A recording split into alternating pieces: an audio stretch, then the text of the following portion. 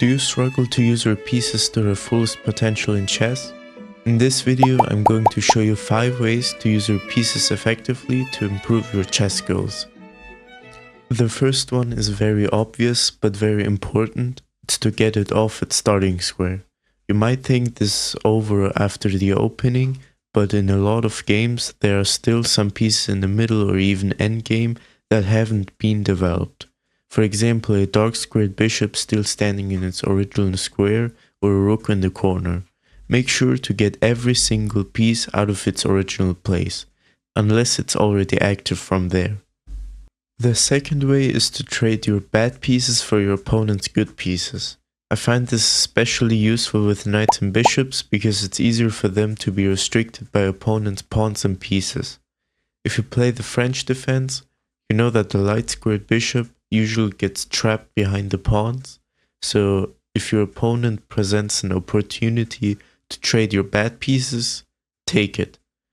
With knights it's a bit different. If you get closer to the endgame, you could consider trading it because they aren't as strong as bishops on open boards.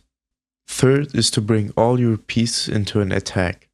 Let's say when you're attacking the king, you want to have as many pieces as possible attacking it. If you have too few attacking pieces, your attack won't see any results as it's easily defendable. Not only does it make your pieces more active, but you also have more of a chance to sacrifice and get through your opponent's defenses, which can win you the game. The fourth way to use your pieces effectively is to create batteries with long-range pieces. If you don't know what a long-range piece is, it's the queen, rook and bishop. If you want to attack castle king, bishop and queen battery is useful as they can attack pawns in front of the king and threaten checkmate.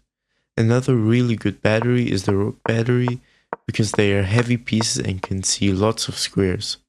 If you can get 2 rooks on the 7th rank, your opponent is lost and you essentially control everything as that's where the pawns are and the king is not safe from checks. The last way to use your pieces effectively is to find weak squares or outposts to put your light pieces on. Light pieces are bishops and knights, and it's those pieces because they can't be kicked out easily. If there are no pawns that kick them out, they can just sit on your opponent's territory forever unless it gets traded by a light piece from your opponent. You can just protect the piece with a pawn and your opponent can do nothing about it. I hope this video was helpful and don't forget to subscribe.